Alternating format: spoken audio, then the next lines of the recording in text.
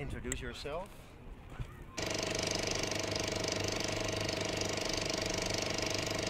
Song that I love from your album is Demons. I think it's a standout song. It struck me for. I like the lyrics and I like the music. Does it work for you too? Do you have personal favorites? I have personal favorites, but it changes a little bit over time. It's like Demons was my favorite for a while, and then I have another song that is my favorite now, which is Opium. But it all depends on, like, the relationship with your own music is really weird because you're so attached to it. But it's nice to leave the record for a while and then come back to it maybe like 6 months later or even a couple of years later, and then your favorite songs would be completely different. Of course, you wrote this album, I think, maybe a year ago. Then you recorded it, and it takes some time to get out, and now you're touring it. I can't imagine to you the music is already very old. Yeah, it is. But when I play it live to people, I feel like it's becoming new every night because I listen to it with the audience ears, and I'm not really tired of playing any of my songs. Like some of the songs are really old now, but it becomes something different with different audiences. So yeah, I don't think I'll ever be tired of playing the songs actually. But I don't really want to listen to, my own records. I don't do that. What do you listen to yourself actually, except for Bob Dylan? Right now I'm listening to Gesaffelstein and Factory Floor, but I also listen to Leonard Cohen's new album because I love his lyrics so much. They're really inspiring.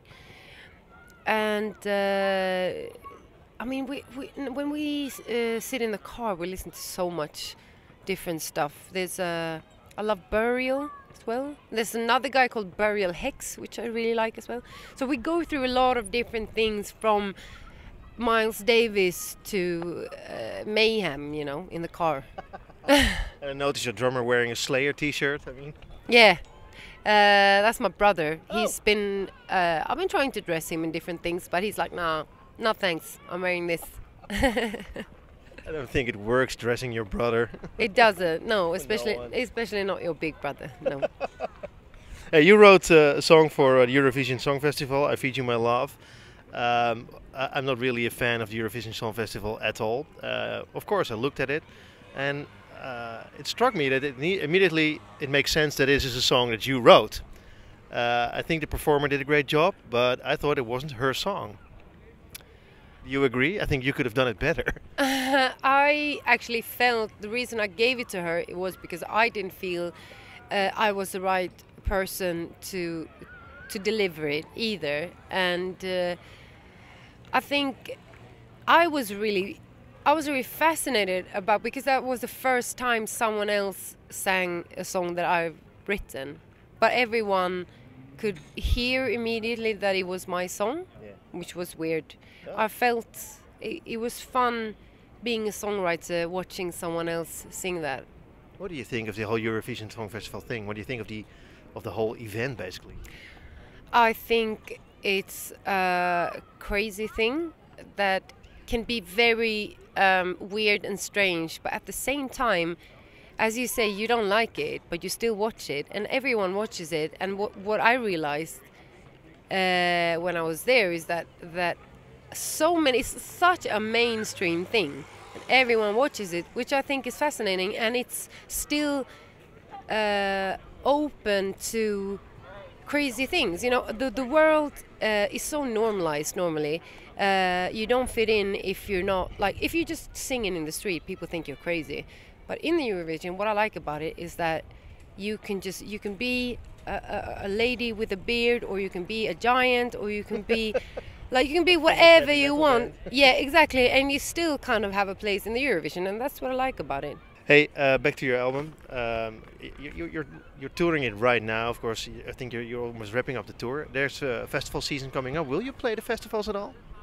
Yeah, I'll play some festivals. Sweet. Yeah. Do you like playing them?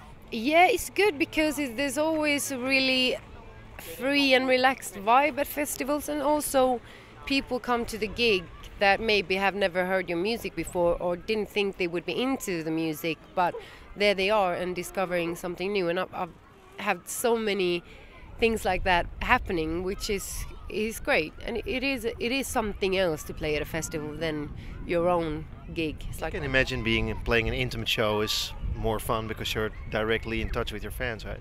it has different charms, but I think I equally like both. That's like a stupid answer, but it's playing a show is always very personal. You got your crowd that you're working with, and you know, we played everything from Paradiso, David Lynch Club in Paris, to you know, Audio River in Poland, which is like 40,000 people. So it's very different.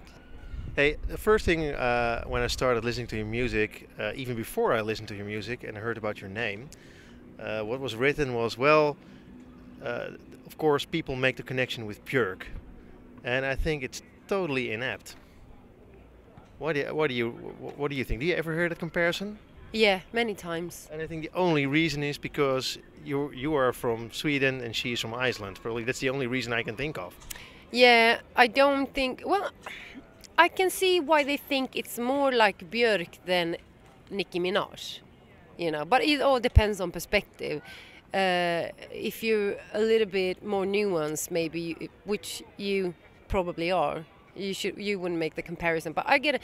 The funny thing is that with female artists, we always get compared to each other. But you know, male artists doesn't get compared to each other in that sense. And it's only recently that people have been compared me with Depeche Mode, but that's because I've said it myself. I kind of, you know, declare it myself, and then people haven't even thought about it, because sometimes I could rip off male artists without anyone noticing, because they don't think about it when it's like a male and female. It's weird. Do you mind that people do it? I don't really mind. If people want to put the music and the artist in a box, I don't mind. But Björk is a fantastic artist, and I'd rather be in the same box as her than many other artists. Nicki Minaj, yeah. Well, I love Nicki Minaj too, don't get me wrong, but we don't do the same kind of music. Glad you don't, actually. Hey, who did the sleeve artwork? I think it's amazing. It is really really lovely, and there's a guy called Fredrik Mellby and Paul Loakley who's worked together on the artwork and the photography. And Paul Loakley, he is also a director. He did he directed Look What You've Done, the video. He is an amazing photographer, and he actually won a big competition for photo and artwork in Norway just recently. So. Because how did that picture come about? I mean, it is you, of course, but did they pour oil on your face, or what happened? You know, I contacted Paul because he had taken this picture in a magazine from Svalbard, you know, the island north of Norway, and they were so beautiful, and it was like nature with people interacting in the nature, and it was so exciting. I couldn't get the pictures out of my mind, so I called him. So we used some of those pictures, but we also did a shoot in his studio, and yeah, I had like some weird slimy thing, you know, poured over my face. So the picture is a real picture. How long did it take you to get it off? I had to have a long shower, and I had actually had some clothes on to begin with, and we had to throw away the clothes. And it was really funny because we had to work for maybe 3 days to get the consistency of the slime right. It's like people would never think that it would take so long to get something like that right, but it's the nuances of filming and photography is amazing. Hey, you're playing the Paradiso tonight. I said it before, you're going to England. It made me think, you're based in Sweden. Wouldn't it be better for you to be based in England? I lived in England last year for 4 months while I was writing a lot of music, but I mean, I'm from the countryside to begin with, and I think there will always be a country girl in me. I love the city, but there's sometimes a bit too hectic. I stay in the city and then I go home to my church and I digest it and let my mind go a bit free, because you know I have 10 meters under the roof and no noise and time to think, and I need that.